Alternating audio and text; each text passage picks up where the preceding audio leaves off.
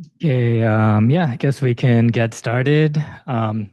Really happy that Sam is here today. So Sam is a assistant professor at the University of Southern California in the Department of Earth Science, Civil Environmental Engineering, and Population and Public Health Sciences. He received his PhD at MIT in Environmental Engineering and Computation, and he was also the Linus Pauling Distinguished Fellow prior to this at the Pacific Northwest National Lab. And personal fun fact, Sam was on my PhD defense committee, so happy to see you here in New York. And yeah, look forward to your talk, and the floor is yours. Great, thanks. Thanks for having me. It's fun to be here. Um, Fun to see the difference between LA drivers and New York drivers on my way here from the airport. We're better. Oh, really? Is that true? Yeah. On every single. Okay, all right. Yeah. My talk's not about that, but I can if I need to. All right. Okay. Anyway, I'm going to talk today about some of the data science and AI work that we do in my group at USC. Of course, it's really important to acknowledge a bunch of collaborators. I'm going to be talking about some atmospheric chemistry heavy stuff and then some more ML stuff. So if you're sitting in the audience or online, you're like, this is too much chemistry, never fear, the ML will come in a second. And wonderful collaborators. So in my group, we're really interested in the chemical composition of the atmosphere. And we're interested in this because from my perspective, atmospheric chemistry is really the main driver of the two greatest modern environmental crises that we're facing, air quality and climate change. Air quality is the largest environmental risk factor for death and disability worldwide. So if you rank all of the risk factors for death, if you ask health epidemiologists to do this, they'll give you a ranking that looks something like this, which high blood pressure being number one. You know, everyone over 40 in the room is a little bit anxious just seeing this. But then tobacco use, which we have control over, dietary risks, and then air pollution is number four, which is pretty striking. And that's significantly higher than a lot of the other sort of traditional environmental hazards we might think of, like severe weather, extreme heat, or even safe water, safe drinking water, safe potable water, and things like that. So it's a pretty big issue. And this is something I like to show a picture of LA, but given the sassy LA comments, I could easily show a picture of New York, and it would be the exact same thing. This is a problem in the air that we're all breathing all the time. And yeah.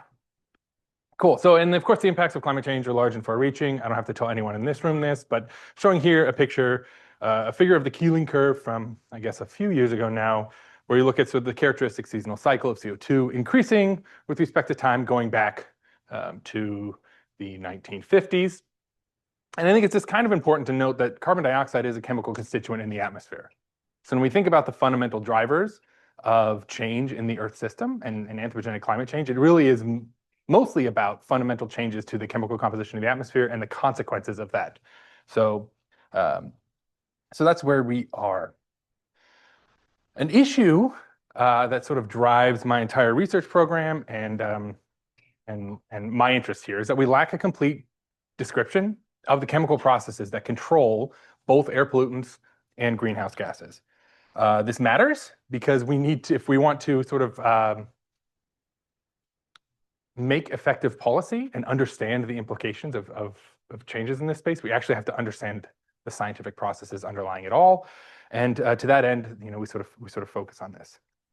We do a bunch of computational work in my group, from trying to understand detailed reaction mechanisms in the atmosphere, that's what I'm going to talk about today, to aerosol cloud processes, to trying to understand the impacts between the plant biosphere and the atmosphere, especially as it relates to atmospheric chemistry. We do a lot of method development and method application, and then a lot of fun climate and health work where we're connected closely with the medical school. I'm going to talk mostly today about chemical mechanisms and method development. I don't think I need to convince anyone in this room about why the AI methods development is cool, so I'll focus instead on what chemical mechanisms are, why we should study them, and why they're a great use case for a lot of these new computational tools. Okay, so why should we study atmospheric chemical mechanisms at all? Air pollution kills roughly about 8 million people each year, and more than half of that pollution that kills people is formed chemically in the atmosphere. That means it doesn't come from a tailpipe. It is the consequence of what comes from a tailpipe combined with what comes from trees and soils and water and factories and all of that, right? So this nonlinear combination of chemical species forms about half of the pollution that kills everyone. And existing understanding is insufficient to get from here to here, right? We know how much pollution is in the atmosphere because you can measure it outside with an instrument. So we know the total amount of pollution that there is in certain locations, and we can combine that with health data to figure out how that pollution um, affects things like mortality. But we don't entirely know why that pollution got there. And if you look at just our basic understanding of chemistry, sometimes we can only predict maybe half of what pollution exists, right? So there's a large fraction of those deaths each year that are fully unexplainable scientifically, at least the exposure that leads to those deaths. That's a big deal, that's motivating, and it's chemistry that's causing a lot of that uncertainty. It's not that transport errors exist or something like that, which of course they do, but from an atmospheric perspective, it's really chemical reaction mechanisms. So that's why we care about chemistry in the atmosphere, but what are chemical mechanisms? They're basically statements of all the chemistry that occur in the atmosphere. And you can have a bunch of different versions of these, as you might assume, for different modeling frameworks. But in something like a climate simulation, you have a system of chemistry that you've written down that's relatively fast and relatively compact with the aim of solving systems quickly. But then you might move into a chemistry chamber where you're just trying to simulate or trying to create conditions to observe chemistry happening in like a chemistry lab in a Teflon bag. And in that case, you're not really constrained by the compute challenges that we have in Earth system modeling. So you might have an incredibly detailed zero-dimensional model that only simulates chemistry, and you try to learn from that. These are usually come as either a list of reactions, like A plus B goes to C, C plus D goes to E, etc., or you take that reaction and you can turn it into a coupled system of ordinary differential equations. And in my group, we love systems of ODEs because chemistry is very hard, but applied math feels nice. And so that's sort of the space that we often stick in when we're working with these things. So we normally think of these mechanisms in the atmospheric chemistry space as either lists of reactions or coupled systems of ODEs, but you can also use tools from the graph theory literature to try to understand and represent these mechanisms. And that might look something like this. This is hideous. This is hideous on purpose. I asked a colleague and friend, Tori Barber, to give me a hideous looking system of reactions, and this is what she gave me. But this is something that chemists love to create and stare at and publish in ACS journals, where you have some precursor molecule that oxidizes, and you look at all the different structures and the arrows of the directions that it goes and things like that. But fundamentally, this molecule connected to another molecule with an arrow is a graph or a network. And if we can be clever about how we construct that graph or network, we can actually use techniques from the graph theory literature to study the system, not this one, a better one, and learn something. Okay, so to get us all on the same page, it's worth discussing what graph theory even is. And for the purposes of what we're talking about here, it's just a mathematical framework to study pairwise relationships in a system. This is an example graph that I made in PowerPoint. You have a set of vertices or nodes. These are circles. These are elements in a system we're interested in. And they're connected by edges, which are these black lines. These can have directionality, which looks like an arrow. All these edges do is denote some relationship between those objects. And so we can construct a chemical graph using chemical mechanisms, which is how this all relates to chemistry. And I'm going to do that live right now from a two-reaction chemical mechanism. This is just swiped straight from a model that we frequently use. This is ozone plus OH going to these two compounds, HO2 and O2, and then HO2 plus NO going to OH and NO2, right? This is a two-reaction mechanism, super simple. But you create a graph on a reaction by reaction basis, right? You start with the first reaction. You have your two reactants. Those are ozone and OH, O3 and OH. And you draw directed arrows to a new vertex called R1 that encodes the fact that these species react. You can then draw directed arrows pointing to the two products of the reactants, HO2 and O2. So these two things react. They form two products. We can add our second reaction in here. We already have HO2 in this graph, so we just draw a directed arrow to this reaction vertex as well as NO. They react there. And then arrows again pointing to your products. And now you have a graph that represents this chemical mechanism. But of course, this is not very useful. This is sort of boring and uninteresting. It might be like a fun homework exercise to try to create this graph, but I can learn everything I want about the chemistry here and how this relates to the Earth system just by looking at these two reactions. It's very, very simple, right? If I'm like, oh, how does NO2 get made? Well, ozone reacts with, you just track through it yourself, right? There's just two reactions. You can just read the dang thing. Of course, in the real atmosphere, there's a lot more than two reactions happening. And even in the really, really, really simplified chemistry of an Earth system model, there are more than to reactions happening. Okay, so the representations of chemistry that we have in existing models vary pretty widely. And I'm showing some figures of graphs here. These are prettier. Instead of making them with arrows and boxes in PowerPoint, I used actual network science software here, Gephi, to make them. And this is a representation of chemistry in a climate model. The circles are sized and colored according to how connected they are. So the most connected species are things like hydroxyl radical and so on. This is the superfast chemistry as it implemented in an Earth system model. Following that, we have a global chemical transport model. This is the GeoSChem model. These chemical transport models are used in three-dimensional atmospheric models, typically that have reanalysis meteorology, where you're just trying to understand the chemical composition of the atmosphere, compare our existing science against observations.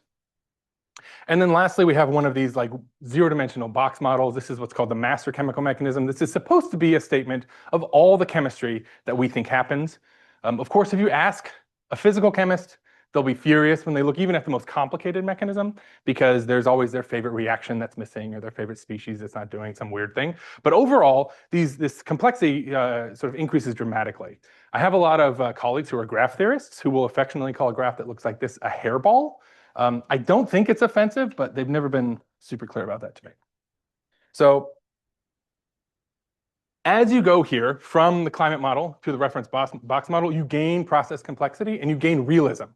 So what's going on in this climate model framework is they're really just trying to get ozone right and the methane lifetime right. They do an okay job of that. But all you want to do is sort of get those perturbations right because you care about things like greenhouse gas lifetimes. In the reference box model, they're trying to get the details of every individual reaction right. And so some of the approximations that are made in this parameterized system are not made in that direction, and it can be quite nice. But you lose hugely in computational efficiency, right? Simulating a system of ordinary differential equations with, in this case, about 20 state variables is way faster than 5,000 state variables, right? That's sort of a trivial thing to say, but it's important to remember, because I think if you come from my world, where a lot of atmospheric chemists sort of focus in this space here, then you go to like, I was part of the climate model development team at DOE, and my first thing I said when I showed up is like, I want to get this into E3SM. And they looked at me like that was the craziest thing they've ever heard, because it is a crazy thing to say, because it would slow down the model by a factor of 100 or 200, which is completely untenable for their use cases. Okay, so once you have this graph created, you can start to ask questions like, what are the most common reactants, right? What species participate in reactions the most? You can do this, you could find this in a bunch of ways. You could put a grad student in a room and tell them to just read through the mechanism and count every species using Control F or something like that. But that's hard. You could also just run some basic graph theory tools in every network science software package in Python and R that exist to get something like out degree centrality that tells you how many arrows are pointed out, how many times it participates as a reaction. And you get a table that looks something like this with a bunch of different species for the 3 different mechanisms. And while I know there aren't while a lot of you are not atmospheric chemists, you start to see some things that make sense from our domain science perspective, like hydroxyl radical OH is the most connected species. This is something that we all know and love in atmospheric chemistry. And we published this in a paper in 2021. But the big picture from these results were that these graph methods provide consistent information with existing domain science. So we did a lot more in this paper than just make some pretty pictures. But the idea here was to sort of stress test these methods from the graph theory literature and try to see if we could reproduce what we already know, which has largely come about from other mathematical methods like solving systems of differential equations forward in time. And then we're able to get some pretty cool results. Okay. So that was cool, but reproducing existing knowledge with new math is not particularly exciting to me. Sort of what I was really stoked about doing was actually learning something new about the system. And that's what we've been focusing on in my group going forward. I'm going to give you one example of that, where we were able to track chemical cycling in the atmosphere directly. So this is a graph I've already showed, but there's actually a chemical cycle in this graph. That is OH reacting to form HO2, reacting again to form OH. I got interested in this when I got a faculty job in an Earth Systems department and got surrounded by a bunch of like ocean biogeochemists who all have their favorite cycle that they study, and they all give a million talks on this and teach courses on this. I'm like, well, we have cycles in the atmosphere too. Why do we never talk about them? And I actually learned in this project why we don't do that. But there are, of course, chemical cycles that occur in the atmosphere. This is an example of Hawk cycling. And what you can do is once you create a graph, you can pretty easily track potentially how fast chemical cycles occur around the globe using network science software that already does a lot of this for you. So you don't have to write the algorithms yourself. You can download a package off the internet, and it'll help you do this very quickly and very efficiently, which is an advantage. So we decided to track cycle speed, right? To do this, you need a timescale of your cycle. Our timescale here was 1 over the reaction rate, which is seconds per molecules per cc, so seconds per concentration. So it'll tell you how many seconds it takes for 1 unit concentration of species to make it around that cycle. And it's not, it doesn't have perfect units of time, but it has tractable units. Okay. So I gave this project to an undergraduate in my group. Her name is Emmy Lee, and told her to please find the total number of cycles in this middle complexity graph there. She came back a week later and said, all I'd done is crashed her laptop for a long, long time. And my idea that you could just find a package on the internet, download it, and it'll do it for you was actually quite false. So she tracked many billions of cycles. I went to an applied math colleague and said, just with this number of vertices and this number of edges, what's an upper bound on the number of cycles? And that they said something like 10 to the 50th or 10 to the 100th number of cycles, which is too many. And so we decided to keep this problem really small, focus just on 2 reaction cycles, X reacting to form Y, Y reacting again to form X. So this is the equivalent of like very, very, very, very small cycles, but we did this again for 3 and 4 reaction cycles, and we saw really consistent results, and we decided to stop there for compute reasons. The advantage of these graph algorithms is that this is how a lot of software works, right? So the Google Maps app that tells you how to get from point A to point B is fundamentally calculating paths on a graph from different road segments being edges. And that's how it tells you to get where you want to go. And because there's so much work being done in this space in the computer science world, we can really leverage a lot of those tools. So even though this was fairly slow, all of this work was done on a rose gold MacBook Air. So it's not particularly compute heavy. All right, so we track these cycles in different locations across the globe using GSChem. This is model data. So GSChem is a 3-dimensional chemical transport model that simulates processes within grid cells, sort of very similar to a climate model, but it uses reanalysis meteorology. So the meteorology is sort of more closely pegged to reality, and you don't have to spend all that compute power on the dynamics. Just you sort of take advantage of NASA doing that from MERA or GS or whatever. And then we sampled the model at 16 different locations in model space, from the surface to the stratosphere, for 24-hour periods. And then we did this for 4 different seasons. So winter, spring, summer, fall. And these are the 16 locations here. They include some urban locations, Los Angeles, the only one that matters in North America, right? Paris, Beijing, Kinshasa, which is very interesting. Does anyone know how many people live in Kinshasa? It's like 14 million. It's a huge city. And atmospheric chemically is very interesting because it's a major urban location in Africa. Millions of people, rarely studied, right next to a major global rainforest. So what the atmosphere is doing there is very, very different to what the atmosphere does in places where research dollars are spent. So that was an interesting place to pick. We also picked some locations near the poles, Utqiagvik and McMurdo Station, and in the oceans. These locations were selected just from me picking them, right? So it's not some like massively unbiased sampling of the atmosphere to capture the distribution. This was some combination of what would be interesting to select, and then where do we have observations, so on and so forth, to see if we could leverage this data to do other things. So there are types of chemistry happening in the world that we're not perfectly sampling, but I think this is a nice representative sample of what might be happening. The grad student who helped supervise the undergrad on this group has tried to get to all of these locations. That's like his goal before he finished his PhD, is to take a selfie at all of them. So far he's done LA because that's easy. And then the Ozarks, which is actually in the middle of nowhere, in the middle of the country, in some sort of mildly creepy place where he trespassed on a farm to get there. But that's the only ones that we know of so far. We'll see if he finds his way to the Indian Ocean. Okay, so we track the cycles here. And what I'm going to show now is how these cycle timescales vary at an individual location, right? This is taking this network science technique and using this to learn something that we've never been able to tease out before. So what we're looking at here is this timescale variability at McMurdo Station, which is near the South Pole. And this is just a kernel density plot. So the integral under this curve sums to 1.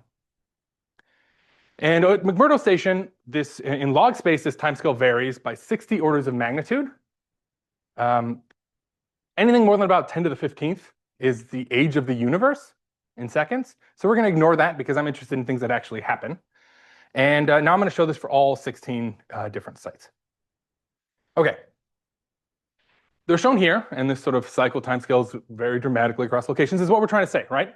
The oceanic regions are on top, where chemical cycling in the atmosphere ranges. It's sort of a flatter distribution where there's some cycles that are exceptionally fast and some that are exceptionally slow. And then in other locations, like the forested regions and urban regions, cycles tend to be very, very fast across the board. This kind of tracks with what we know, right? There's a lot of reactive stuff in forests, as emissions from trees can be highly reactive. For those of you who aren't in the atmospheric chemistry space, you're about to be as we enter holiday season and you smell that sort of Christmas or pine tree smell. That's a lot of reactive species like pinene that you're actually smelling. That does a lot of chemistry in the atmosphere that contributes to what's going on here. And then I don't need to tell anyone that there's a lot of reactive stuff emitted in cities. McMurdo station is very, very slow because this is just one sample at the surface in July. And at McMurdo station in July, the lights are off. It is dark, so there's very little photolysis happening. So a whole type of chemistry pretty much never occurs. Now, if you're looking at this, there's some interesting features. There's a lot that I could talk about, but one that I wanted to talk about was why Beijing is so much slower. Why is chemistry in Beijing slower? Because when we think about fast chemistry happening, in my brain, that's like where emissions are, where there's a lot of reactive soup, right? And Beijing certainly has a lot of emissions, and it does in our model as well. So why is it slowed down? And I'll talk about that just right now, right? So the first thing we did is we went and checked. This is just a 2D histogram. Darker areas have more points. And looked at the time scale as a function of NOx concentration. NOx is a useful tracer for anthropogenic pollution, at least where it's very, very high. And we confirmed here that the higher the NOx concentrations get, timescales tend to slow down. So chemistry does, these cycles tend to go slower in Beijing. So this is real. The points here are just at the sort of the median point for each location. So okay, cycling does slow down in very polluted environments. Interestingly, HO2 concentrations, which is one of those species I showed before, are also very, very low in Beijing. This is because a lot of the chemistry is just very, very fast, and it drives the dynamical system such that HO2 ends up being quite low. But HO2 alone doesn't explain this. You can look at other metrics that atmospheric chemists care a lot about, something like OH reactivity. This is how reactive, how many, this tells you something about the rate of change of hydroxyl radical in the atmosphere, the rate of production, or sorry, destruction of hydroxyl radical, which tells you it's often used as a metric for like oxidation, how fast chemistry is happening. And if you look at that, that's shown here, and there's no real relationship with timescale for OH reactivity. And Beijing is just sitting right in the middle. So that doesn't really explain it. This is something that was really curious to me as an atmospheric chemist, because often I like to think that these data science methods exist to support my preconceived notions as a scientist and not actually exist to tell us brand new science, right? That was a joke. I don't actually approach science that way. But that's kind of interesting. So if you look at this though and think like, what is the OH reactivity, what is contributing to that? How much of the oxidation in the atmosphere is being controlled by NOx, for example, that's NO2 and NO. You can plot that here. This is the proportion of the chemistry of the oxidation in the atmosphere that's hogged by this anthropogenic set of compounds. These come from cars, these come from industrial sources, and so on. And you can see that in Beijing, most of the chemistry is hogged by NOx, right? And the cycles are slower. So what we're actually learning here is that despite the fact that there's a lot of emissions, there's actually so much of this compound NOx, these two compounds that lead to NOx, that we're actually slowing down all of the chemistry because these two things are going so fast. So our dynamical system is in a very, very different state than you might expect it to be because of the way things are going. Lastly, this work allowed us to sort of push back against something that's sort of treated as canonical in the atmospheric chemistry space, like taught in fundamental textbooks, which is that if you care about chemistry, all you need to care about is something called the rate limiting step. That is the slowest step in a system of reactions, right? If you can identify what that slowest step is, then as long as you sort of study that one, that regulates the speed of the whole chemistry, of the whole chemical system. And so that tells you all that you need to know. Well, we said, well, so how many of these cycles are rate limited? How many of them have steps that are rate limiting? And to do that, we plotted this metric that is a little bit confusing, but I saw it enough times that I fell in love with it, which is the rate limiting reaction timescale. That is how slow the slowest step is in that cycle against the full ratio of the time scale. So the fraction of the full cycle time scale that's taken up by one individual reaction. And for 2 reaction cycles, this goes from almost 1, meaning the whole thing is governed by one really slow reaction, all the way down to 0.5, because once you get below than 0.5, the other one becomes the slowest, right? 3 reaction cycles, it goes down to 1/3. 4 reactions, it goes down to 1/4. And if rate limiting steps were the only thing that mattered, all of these would be chilling up at 1. Right? But you can see for a large portion of the cycles, at least 30% of them are not rate limited, which is fairly interesting. And I promise the most chemistry-focused slide I'm going to talk about. I thought that was really interesting, and I thought that was quite cool. So this idea that the more complex a chemistry becomes, the less likely rate limiting starts to matter, I think is really interesting, because that's not how we teach fundamental atmospheric chemistry, which is that we often focus on rate limiting steps when we teach students how to analyze simple reaction mechanisms.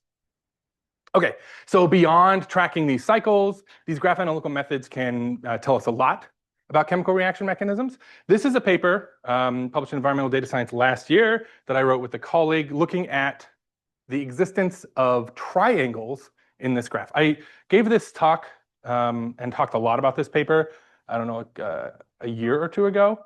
And a friend of mine told me to, quote, never speak about it again, because she thought it was a bit too esoteric and mathy, but I love it so much that I'm going to keep doing that. So what it is in a graph, you can count something called motifs, right? Graph theorists stole this from the musicians, which motifs are just sort of repeating themes or repeating patterns in a song, but there are repeating patterns in graphs.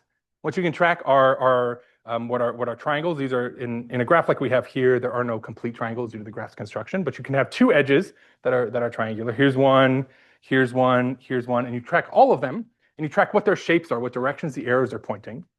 And then I generated a bunch of random systems of ODEs that look like chemical mechanisms, meaning they're like chemical mechanisms but randomly jumbled in terms of the terms in the ODE system. And you can look at how real mechanisms are different from their random or pseudo-random counterparts, and how that difference might be attributable to these higher level patterns within the graph. So it tells you about how the connectivity in the system of differential equations, beyond just the individual terms, actually regulates the chemistry that happens. So the dynamics is controlled by that. And I thought that was quite cool. Also, we're able to do things like directly track chemical flux paths between any 2 species. And this is really exciting in the atmospheric chemistry space, because we often, when we study the atmosphere, we think about a pollutant we care about, say ozone pollution in the surface, and how that is impacted by the emission of something, right? And so what we'll do in our models is we have our differential equation solver, we perturb the emissions, and we look at how that changes ozone, even though the emissions might undergo 5 or 6 different reactions before they actually impact the concentration that we care about. And so you're really just looking at sort of you do a bunch of perturbation experiments, but it doesn't tell you exactly what's happening. Here, we're actually able to track the exact flux of anything through the mechanism nearly perfectly using these graph techniques. And so that tells us not only how does, for example, the emissions from a car impact pollution, but in what way through the chemical dynamics does that actually happen.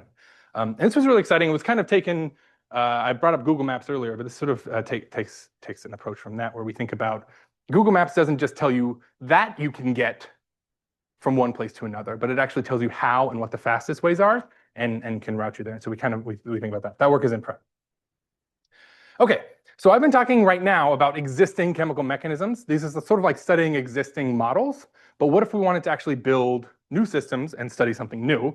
And I wanted to talk about that now. We had this question in my group of, can we discover mechanisms directly from data, right? So you can imagine that you might be in a space where you have observations of 6 different chemical constituents, right? 6 state variables in the atmosphere: NO, NO2, HO2, and OH, and ozone, and O2. If you can discover the graph that connects these things, then you know the system, you know the reactions, and you know the system of differential equations, right? So by discovering the graph, you can discover the system of ODEs, which is great, because then we can actually discover equations directly from data if we can discover the connectivity pattern. You can do this using techniques from the ML literature. It's called graph discovery. And being able to frame this equation discovery as a graph discovery problem is actually really useful for us because graph discovery is insanely popular on the internet, right?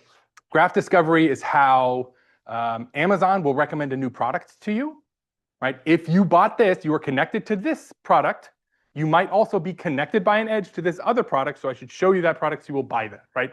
This is how ads are served to users in a customizable way on the internet, is through graph discovery methods. This is how Facebook destroys democracy, is through graph discovery methods. And so ideally, we can take these methods and use them to discover edges between chemical species that tell us something about, that we can then use to infer the dynamical system controlling that abundance, right? This is broadly within a set of techniques called equation discovery in the ML literature, where you take your state variable time series, you feed it into some method that then outputs your true system of governing equations. Of course, the problem is that this is very hard for anyone in this room who's tried that. It can be really challenging.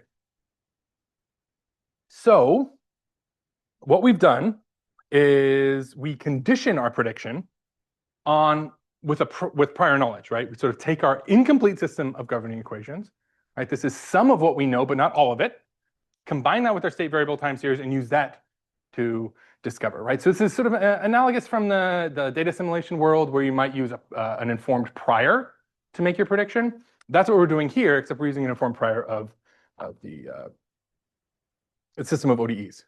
And this is like explicitly analogous to scientific discovery, right? So if you want to go out in the wild and discover a new reaction, you don't throw out all your understanding of chemistry and try to rebuild from ground zero. You take everything we know and try to add to that a little bit, right? We do this with any system in the atmosphere. So how do we actually do this, right? We do this with, again, this is the GeoSchem graph. This is plotted a little bit differently, and these same time series from these same locations here. So state variable time series from these locations and the GeoSchem graph. Then we do something called pruning the graph, that is removing reactions from the graph and try to rediscover them, right? So we take GeoSchem, we pull out, say, 25% of the reactions, and then feed that reduced version of GeoSchem along with the state variable time series to try to recover that missing 25%. And then we do that over and over and over again to make sure we're not just sort of looking at a really sort of convenient sample of the graph. And then what we want our model to predict is we want to propose a hypothetical edge, a hypothetical link, and the model should predict a value between 0 and 1 that is the likelihood of that edge existing. And so to get that to work, you also have to feed the model fake edges, right? This is a generative AI technique, where you feed it fake data and you want it to identify the fake data as fake and the real data as real. And that architecture looks something like this. Normally, I skip through this super fast in talks because most audiences don't want the gory details of your architecture, but here I get to talk about it more. We have our chemical state data that's given by these lines that are wiggling, and an incomplete graph structure. This is just an example here. We feed that into a graph neural network encoder. We're using graph neural networks here because GNNs can actually operate on that graph structure instead of just on a tensor or a two-dimensional image. And we run two directed graph convolutions. So these are graph convolutions that propagate information throughout the graph using the directionality that's present. So this is a little bit different than the out-of-the-box graph neural networks techniques that exist, which are, unfortunately, we wanted to sort of take advantage of the directionality in the graph because that tells us something about causality. And so these can do that. And we encode this into a two-dimensional space. And these have source and target nodes, which means, does something in this column react to form something in this column? And then in a pairwise way, we can test that, right?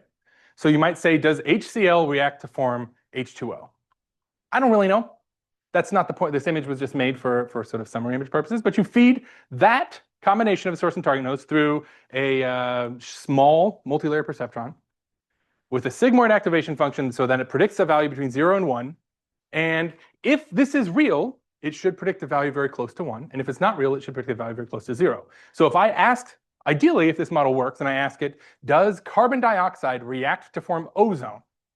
Right? This should shake its head in shame and say absolutely not and give me a value of 0. Well, then if I say, all right, does carbon monoxide react to form carbon dioxide? It should give me a value of 1 because that's true and that happens. And by training through this is how this ideally should work. So then you might, again, to sort of reiterate, we're predicting a score, which is the likelihood of a prose reaction because the edges are reactions here, is real, that would be 1, or fake, that would be 0. So does this even work? Like, of course this works. That's why I'm talking about it here, and we actually published this in JGR Machine Learning Computation, just like got accepted. I think it's in press now, a couple weeks ago. So what you're looking at here is the AUC curve for this. The true positive rate is on the y-axis. The false positive rate is on the x-axis. And as you change your threshold for what a real reaction is, since all we get from our model is a prediction between 0 and 1, we can select where in that space we decide things are real. We can say anything greater than 0.5, that's a real reaction. Anything greater than 0.9 is a real reaction. Anything greater than 0.1 is a real reaction, depending on what threshold we're interested in. And as you scan that threshold, you get something that goes through here, where you get more false positives for more true positives. A completely random model or a completely terrible model should be along the 1-to-1 line. There's basically no trade-off. But here you see that we can get somewhere around a 0.9 true positive rate. So 90% of our positives are true positives for only about a 10% false positive rate, which is quite exciting, right? This tells us this is a potentially useful method for hypothesis generation for which equations are real and which equations are not real. Interestingly, in this space, not all chemistry is equally learnable. So if you split the mechanism up into different chunks of chemistry that different types of atmospheric chemists care about, like oxidants or nitrogen or organic species or sulfur, and then you say, rank all the edges that actually exist in the mechanism, where you want all true edges that you give it to have a value of 1, meaning they're perfectly predicted, it identifies everything that's real as real, and all false edges to be given a value of 0, meaning that it identifies everything as fake. You can see that you want this sort of odd boot shape with blues on top, oranges on bottom. You can see with certain species like nitrogen or halogen species in the atmosphere, we do a pretty good job. There's a lot of separation. But other species like sulfur, this ML technique thinks all sulfur chemistry is completely fake. It's actually not true. Sulfur chemistry is real. It's not a hot take from this talk. But a part of that comes from the fact that sulfur is fairly isolated chemically from the rest of the chemistry that's happening. So the system of ODEs that control the abundance of sulfur-containing species are not as tightly coupled to the rest of the mechanism as everything else is. And so you end up, I think it's sort of harder to learn because it's not as well represented in the chemistry that this technique sees. So the next steps of this approach are to test this method with chamber chemistry data, where we actually want to take this from model space into the real world and see if we can discover existing reactions and then new reactions, given all the challenges that real observations tend to pose. So where else do we go from here? Well, we can do a bunch of stuff, like use further machine learning methods to guide the predictions in ways that align with our values. And I think saying align with our values sounds like some super woke Southern California professor thing to say, but I actually do believe it. Some of my values include that mass should be conserved. And this is an approach that we published earlier this year, where you can conserve mass for any chemical system using just one matrix multiplication. The derivation of that matrix is pretty dicey, but mass conservation in the atmospheric chemistry space is a lot harder than mass conservation in a typical atmosphere, where you might, when you think about mass conservation, right, you just want the mass coming into your system to be the same as the mass coming out of your system once you account for all the processes that remove it, right, and add it. And so that can be done with a simple scaling factor. But for atmospheric chemistry, we also not only want to conserve the mass of chemical constituents, but also the atoms in each of those chemical compounds. So we want to conserve carbon and nitrogen and oxygen and so on and so forth. And we can't just scale things, because not all chemicals in the atmosphere contain the same amount of carbon, the same amount of nitrogen, and so on and so forth. So if you scale to meet carbon conservation, you break nitrogen conservation. You scale nitrogen conservation, you break carbon conservation, so on and so forth. But for predictions like this, we actually can just fix this with one matrix multiplication. This work was fun in part because the grad student came up with this solution to this derivation using some sort of crazy inverse, pseudo-inverse, blah, blah, blah. And he came to me, he's like, I solved this in a dream last night, and I woke up and I had to do it. And this never happened. Science never comes to me in a dream, just nightmares. But we also, to me, care about notions of climate equity or climate justice. And so this is work that was led by an undergraduate in my group, published earlier this year, looking at taking some inspiration from some of the work like folks like Tom Buechler have done, imposing soft constraints to conserve mass, except we impose those soft constraints to enforce equity, meaning fairness across our predictions, when you do something like train a neural climate emulator, you'll often get biases in accuracy spatially, right? This is true for real Earth system models as well, right? Sort of traditional Fortran-based models. But in the ML world, we have the capacity to actually bias our models towards some value that we care about that you can't easily do in a climate model. And so what we said is we want all of the predictions to be equally accurate, in this case, across human development index regions, right? Human development index is a massively imperfect measure of differences across people, but it's used by the UN and it provides some measure of spatially varying prediction. And by penalizing our penalty score here, which is something about the spread across errors across different regions, and combining that in our loss function with traditional mean squared error, you can see our equity penalty decreases, meaning we get almost a factor of 2 improvement in this equity measure with very, very little change in mean squared error. And part of this was for a temperature prediction case. And so what you find is that temperature is far easier to predict in the tropics than it is near the poles. And since different people live in those locations, that can induce an inaccuracy in your predictions. And this can help account for that. Right, so the last thing I wanted to touch on was some sort of spicy, hot off the press work in my group, also led by an undergraduate applied math student, where we're trying to find conserved quantities or in dynamical systems, right? Can we discover conservation laws directly from data? And we published a paper a couple of years ago that showed that this was possible. And we want to kind of expand on this. So this is an example of a chemical mechanism that the undergraduate student is working with. You can see things like OH reacting to form formaldehyde, which reacts to form CO, blah, blah, blah. But the point is that there's a dynamical system that governs this, and we have the solver for it, right? We run it forward in time. We can generate state variable time series from a bunch of different initial conditions. Then, if you use PCA in a kind of clever way, you can start to learn something interesting. So when we often use principal component analysis as a dimensionality reduction technique, we often focus on the principal components that are the largest, right? These represent the linear combinations of species or linear combinations of any part of our input space that maximize the variance, right? But if instead you look at these principal components that are vanishingly small, the very, very small principal components, those are directions with the least amount of variance. And a conserved quantity, right, will have almost no variance in it besides numerical noise in your system. If carbon is conserved and you add up all the things that contain carbon in your model, it should vary by nothing, right? Because the total amount of carbon should be constant. And you might have to do a weighted addition, right? That's just what this sort of linear math will do for you, where you sort of assume that, CO2 has 1 carbon, but other species have more than 1 carbon or whatever. And so then if you look at these here, and especially if you allow principal component analysis to not care about orthogonality, you can actually start to discover conserved quantities. And that's what's really interesting here. So again, I'm showing this PCA plot where you see these sort of far-field principal components have exceptionally low singular values. Right? The variance explained is very, very little. And then you plot those first in terms of your the different principal components here in various colors.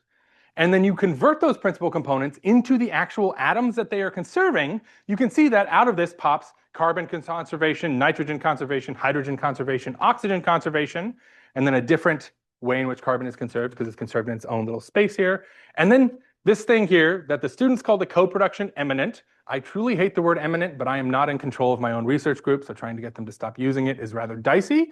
But that's the word the applied mathematicians use to describe this. But it's basically an invariant in the system that exists because of the dynamics, right? This is because of the chemical kinetics.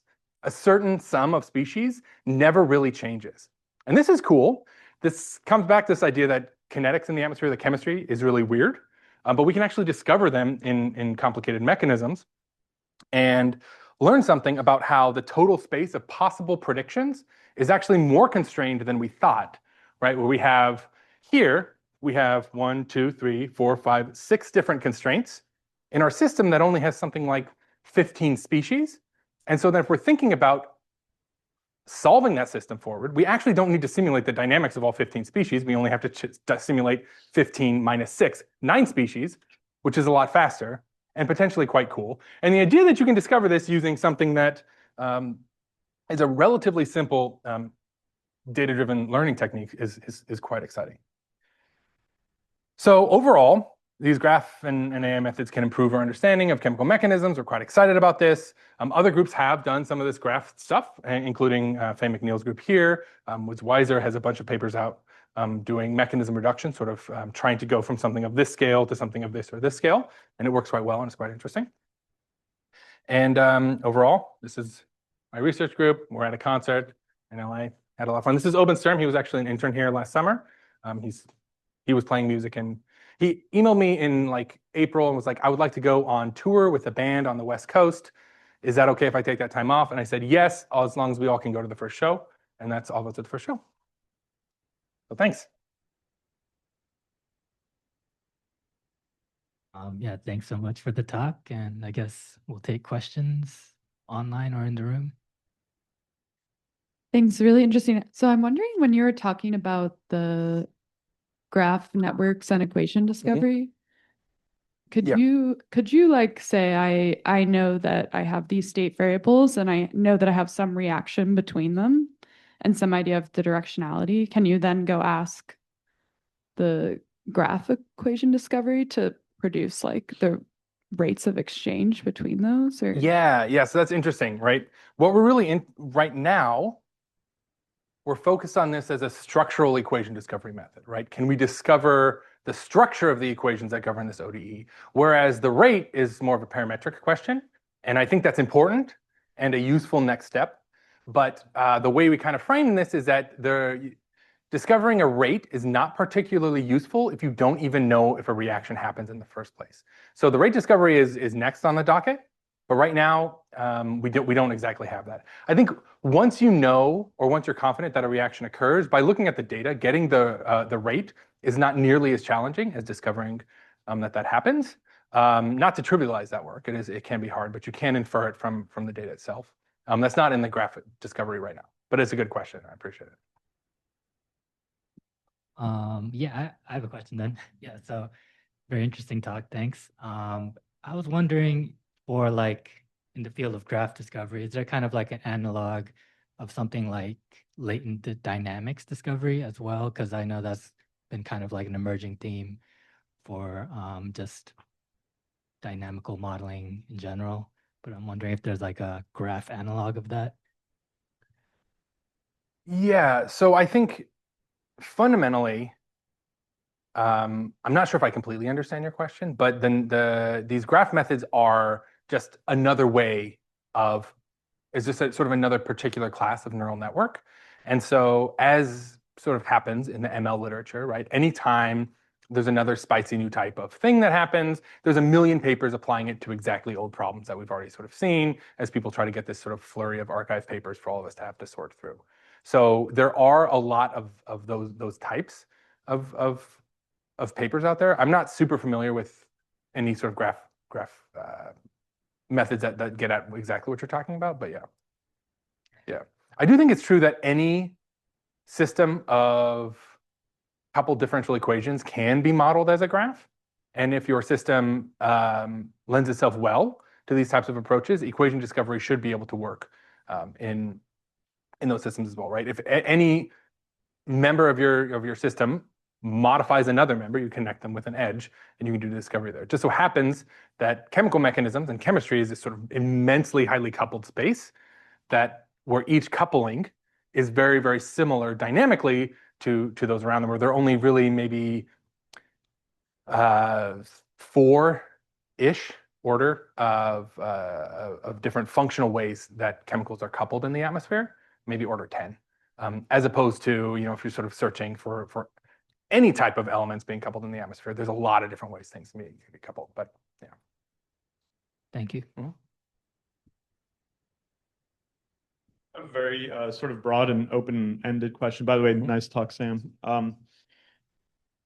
Looking at sort of climate modeling and then like AI approaches to climate modeling, I feel like a lot of it's in an understandable state of infancy where people are just sort of training on ERA5, which has no aerosols or. That was perfect. Yeah.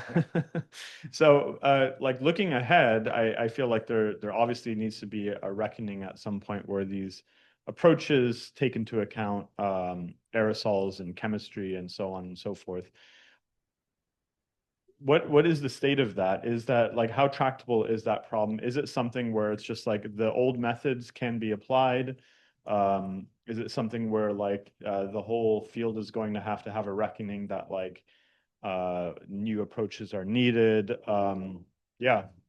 Yeah, I think so. I have two big thoughts. One is kind of sassy towards the Earth system modeling community in general, and I'll start with that, which is that I would say that the majority of climate models in use also have not reckoned with atmospheric chemistry. And the way that that's avoided is that atmospheric chemistry is hugely important for the climate system, largely in the way that it oxidizes greenhouse gases, right?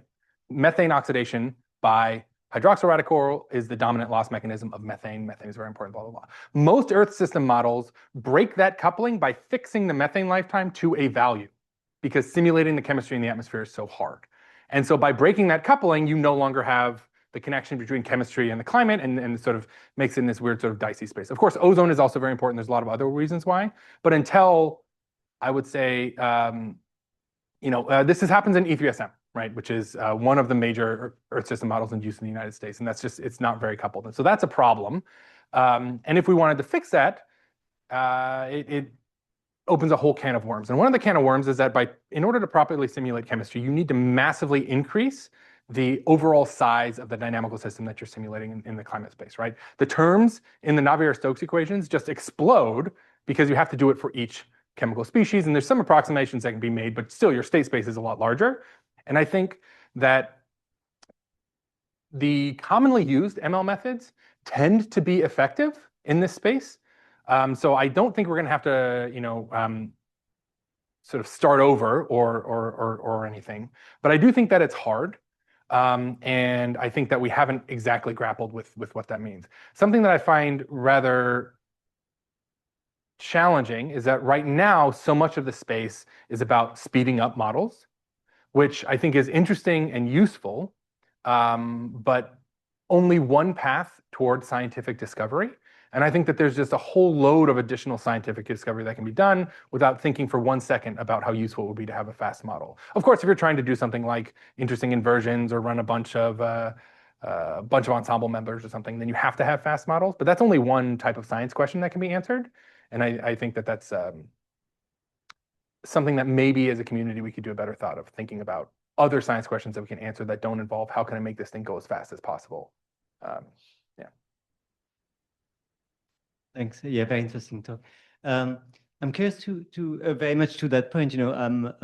So we see a lot of development, especially like AR5, when we have a lot of data, and then people, as you said, like they can replicate things, they can accelerate things. Sometimes they can get better than some like weather models, for instance, right? But at the same time, there are times that's true for potentially chemistry, that's true for carbon cycling as well. There are times we don't observe things, right? We don't know them, right? And so I'm just curious as to how you're approaching that and thinking about that. Like when we observe parts of the system, maybe not some other parts of that as well. Yeah, I think that's a major challenge that we face in atmospheric chemistry in general, is that like the network of weather stations worldwide is just orders of magnitude larger than the network of stations that measure atmospheric chemical constituents. And then if we know there are 10,000 important reactive constituents in the atmosphere that we should be caring about, we only measure like 6 of them regularly, right? So the problem is sort of has a horrible constraints to observation space that we're working in. And we don't even understand all of the terms yet. So the next step's actually in that we're working on while we're praying to get some funding to do this graph discovery in lab space is, can we discover new chemical species, right? Can we discover new chemicals in the atmosphere? Instead of just discovering reactions, can we actually discover new members that way, which is equivalent of predicting the existence of a node? This is possible. I sort of stand up here and talk about how we can do it using these methods, and then a grad student in my group toils away for hours and hours trying to get the methods to work. But this is something that has been done in other graph applications and could be really useful for this fact that we do not understand the full state space yet. And I think that that would be particularly cool. I think it also helps with so there have been approaches to actually simulate atmospheric chemistry or air quality in these sort of same frameworks, like the Aurora model out of Microsoft does this. But something that can be really dicey is extending that to things that we have relatively poor observations of, where you end up getting these really weird spatial gradients in the model because it has no constraints on that type of chemistry that happens if you only focus on things that are reasonably well observed. And so it has all of the problems of starting with something like ERA5, except the ERA5 version with chemistry is a harder problem to begin with because you're just adding complexity there and adding complexity there. So